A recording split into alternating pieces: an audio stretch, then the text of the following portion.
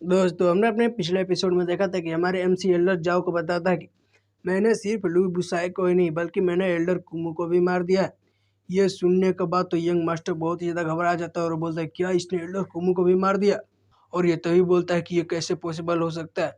जो एल्डर कुमू है वो टॉप 10 रैंक में आते हैं लिटियन सेक्ट के अंदर।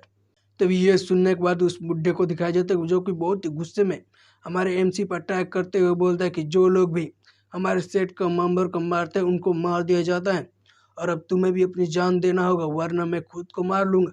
ये सुनने के बाद हमारे एमसी बोलता है कि लास्ट टाइम जो एल्डर कुमू है वो मुझसे बदला लेने आए थे लेकिन मैंने उन्हें मार दिया और इस बार तुम मुझसे बदला लेने आए हो तो तुम्हें भी मार दिया जाएगा। और वहां पर जाने के बाद एल्डर कुमू से बात करना।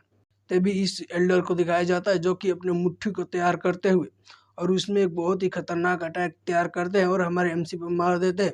लेकिन हमारे एमसी को भी दिखाया जाता है जो कि उसको अटैक को अपने हाथों से ही ब्लॉक कर लेता है और वहाँ पर बहुत ही ज़्यादा एनर्जी रिलीज होने लगती है जिसके कारण वहाँ पर जितने भी पत्थर होते हैं वो सभी पत्थर टूट जाते हैं।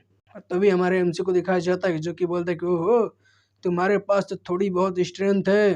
तो ये सुनने के बाद वो एल्डर और गुस्सा हो जाता है और अपने शरीर से बहुत ही ज़्यादा एनर्जी रिलीज करने लगता है और उसके बाद वो हमारे एमसी पर अटैक कर देता है और बोलता है कि देखते हैं कि अब तुम किस तरह से ऐसे एक्ट करते हो और कब तक इस तरह से एक्ट करने वाले हो। ये सुनने के बाद हमारे एमसी भी एक बहुत ही खतरनाक अटैक करता है और बोलता है कि इन्फिनाइट हैंड, जिसके कारण वो बुढ़ा बहुत ही दूर जाकर गिरता है। ये देखने के बाद वो बुढ़ा बहुत ही ज़्यादा चौंक जाता है और बोलता है क्या ये कैसे पॉसिबल हो सकता है, ये तो एक डिवाइन लेवल की टेक्निक है।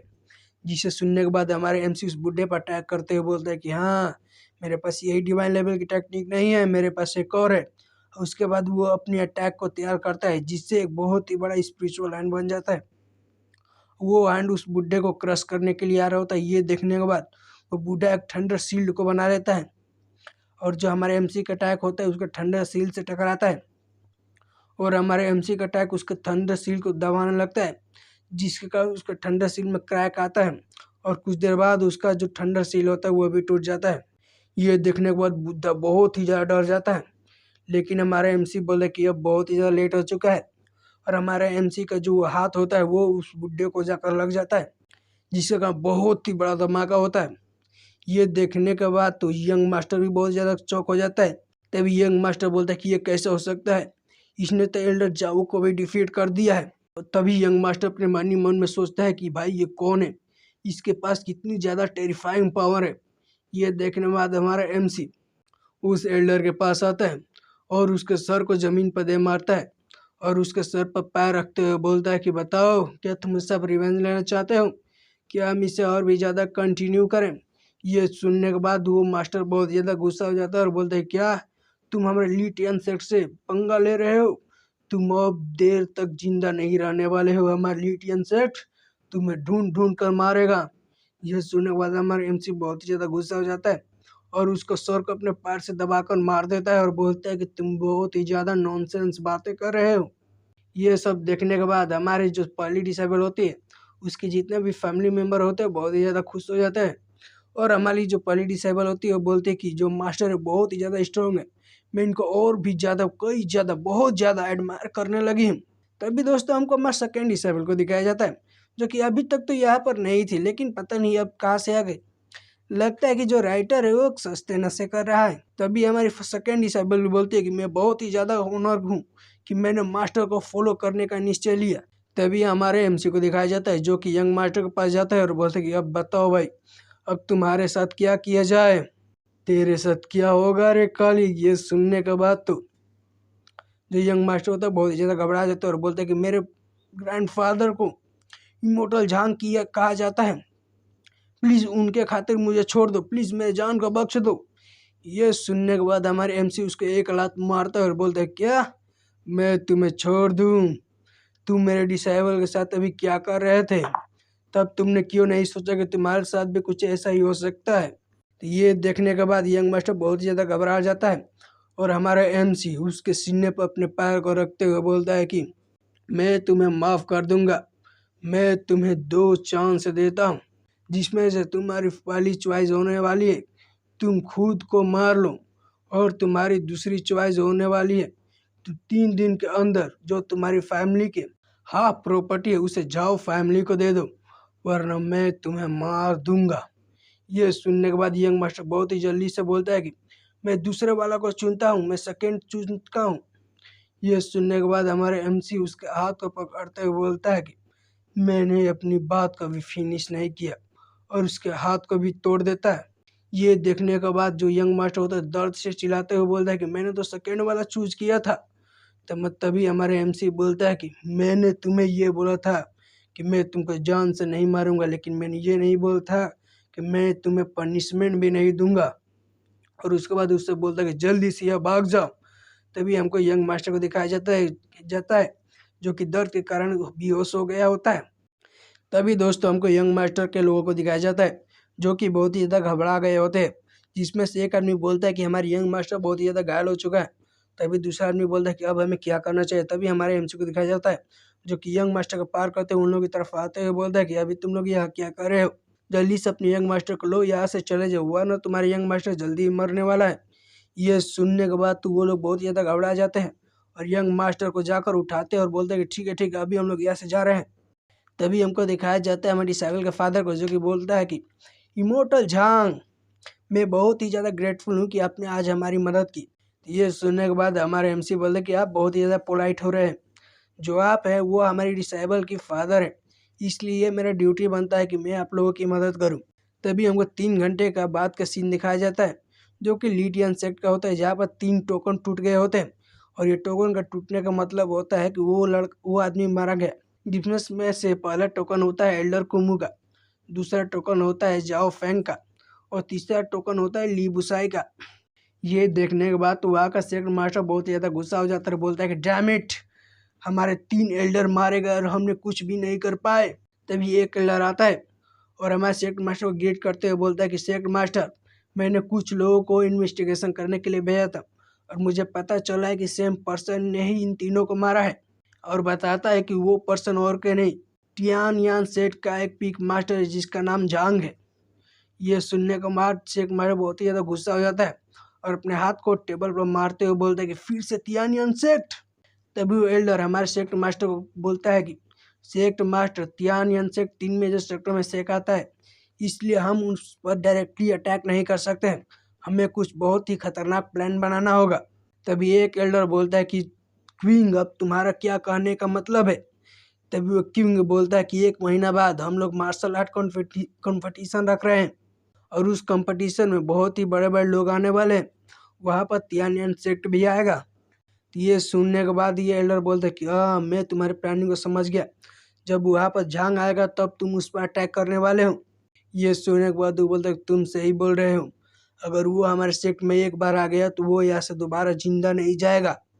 ये सुनने के बाद सेक्ट मास्टर भी गुस्से से बोलता है कि चलो तुम्हारे प्लान के साथ ही चलते हैं और अपने एल्डर्स का बदला लेते हैं। तभी हमको रात के सीन को दिखाया जाता है कि उसी रात के सीन में किसी घर से एक बीस्ट भाग रहा होता है और इस बीस्ट का कुछ लोग पीछा कर रहे होते हैं। तभी एक मोंग जैसा दिखने वाला लड़का बोलता है कि इस बीस्ट को हम लोग भागने नहीं दे सकते हैं। तभी वो मोंग जैसा लड़का उस बीस्ट पर अटैक करते हुए बोलता है कि तुम बीस्ट, तुम फिर सिटी के अंदर जाकर कैओस नहीं मचा सकते हो। उसके बाद वो बीस्ट पर अटैक कर देते हैं, लेकिन बीस्ट को घंटा भी फर्क नहीं पड़ता है और बीस्ट एक अटैक कर देता है उस लड़के पर, जिससे कारण लड़का बहुत ही ज़्यादा घायल हो जाता है। तभी कुछ लोगों को दिखाया जाता है जो कि बोलते हैं कि उस बीस्ट को पकड़ो, उस बीस्ट को भागने मत दो। तभी वो लड़का बोलता है कि हमारे जो सिटी लॉर्ड है उन्होंने हमको ऑर्डर दिया था कि हमको इस बीस्ट को पकड़ना है। तभी सीन वहाँ से शिफ्ट हो जाता है और हमें दिखाया जाता है जाओ फैमिली का रेसिडेंट्स को, जहाँ पर हमारे एमसी के साथ सभी लोग बैठकर दारू पी रहे होते हैं। और तभी हमारे डिसेबल का फादर हमारे एमसी को दारू देते हुए बोलता है कि इमॉर्टल जांग, मेरे पास कोई शब्द नहीं है कि मैं आपका शुक्रिया करूं, इसलिए मैं आपको दारू पिला रहा हूं, जल्दी से इस दारू को पी लीजिए। तभी हमारा एमसी दारू पीते हुए बोलता है कि आप बहुत ही ज़्यादा काइंड हो रहे हैं फैमिली हेड।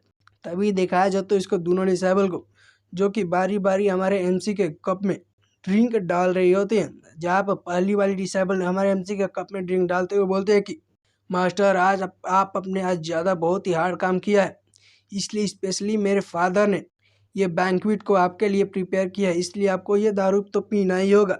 तो ये देखने के बाद हमारे एमसी भी नशे में टल्ली होते हुए बोलते कि अब मैं और ज़्यादा नहीं पी सकता क्योंकि मैं बहुत ज़्यादा अल्कोहलिक नहीं हूँ। उसके बाद हमारे एमसी वहीं पे गिर जाता है और सो जाता है।